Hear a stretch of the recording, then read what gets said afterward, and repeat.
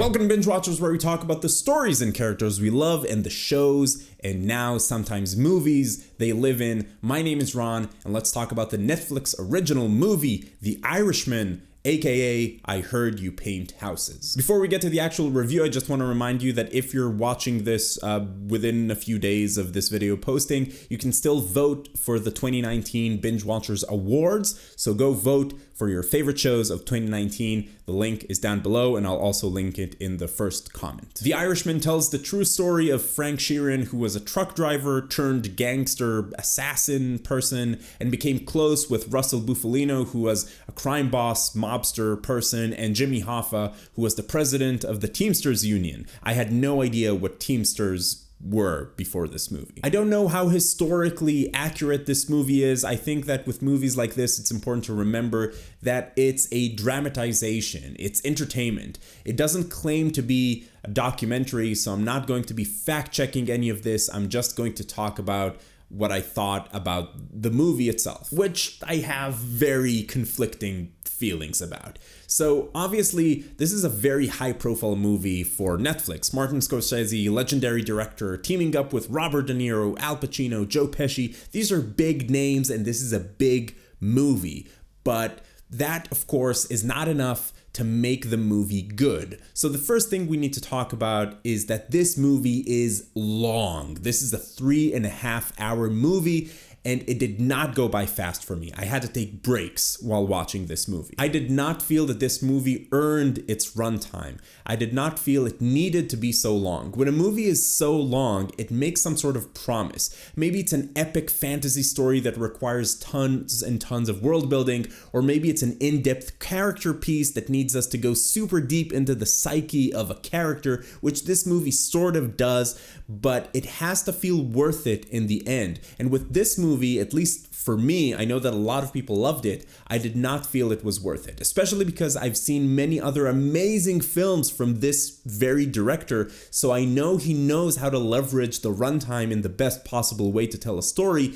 But here, at some points, it just felt meandering. The second thing we need to talk about, and probably the most aggressive, huge elephant in the room, just like stomping around and destroying things, is the young, old Robert De Niro thing. I could not get past it. I felt like I was watching a deep fake of Robert De Niro, and they do it for most of the movie with tons of close-ups. And he's such an amazing actor, but so much of his acting is lost because of the CGI face that barely moves. And when it does, it clearly looks animated. And it's not like I have a really good eye for these things. It's not like I was looking for it. I didn't even know about it before watching the movie. I remember a while ago when I went to see Rogue One, and I didn't even notice CGI Tarkin. With CGI De Niro, it's so obvious that I couldn't help focusing on it for most of the movie, and it really took me out of the whole experience of the movie. And even when he's older, De Niro, so he can actually be himself, they changed his eye color so they look really like unnatural. It just looks like he has cataracts. And again, it really hurts an otherwise incredible performance. So getting past all of these things that really hurt the movie for me, the rest of it was really good. It's an interesting crime story that goes very deep on the relationships between these powerful men. Al Pacino hasn't lost a step. I thought he was incredible in this. The character of Frank Sheeran, played by De Niro, is tragic, and you feel that even though sometimes the movie just breezes through his life, but you still get a sense of how he became who he is. It was just so hard for me to connect with him because of like the rest of it. Even when he's young Frank, he looks like a weird CG face on an old man body. So his young version looks like 50. So you can't buy it when he's sitting down with Joe Pesci and Joe Pesci is calling him kid. Okay, sorry, I looped around there. We talked about this already, but it's just so weird, you know? It's such a weird choice because this is a good movie with good writing and truly unbelievably good performances. Yes, it goes on for like a full hour too long, but fine.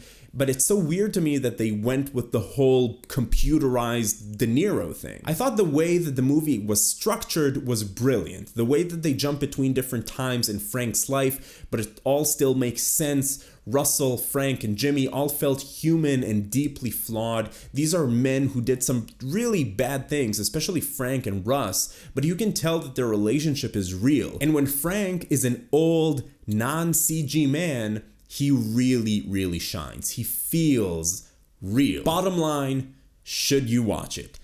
You know, I feel bad for saying it, considering the talent in this movie, but I can't say that I enjoyed this movie.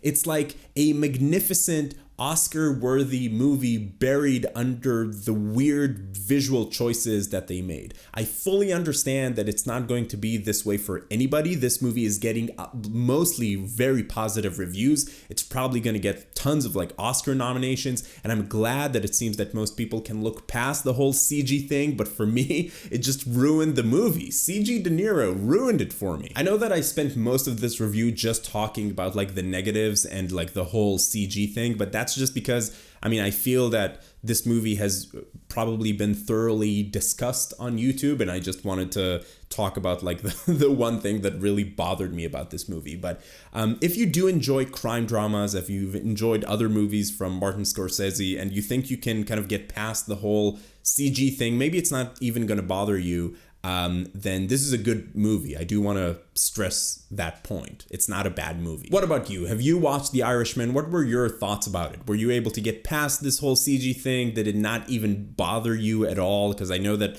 I've read tons of reviews, and for tons of people, it didn't even register with them. So I don't know, maybe I was just like in the wrong state of mind to watch this movie, but I'd love to know your thoughts about this movie, the CG thing, the plot itself, anything. Let's discuss in the comments down below. Just if you're going to be talking about spoilers, please use spoiler tags in your comments. And if you're finding Binge Watchers for the first time, welcome. I'd like to invite you to join the Binge Watchers community. Come talk about TV with us. It's a lot of fun. Subscribe to the channel.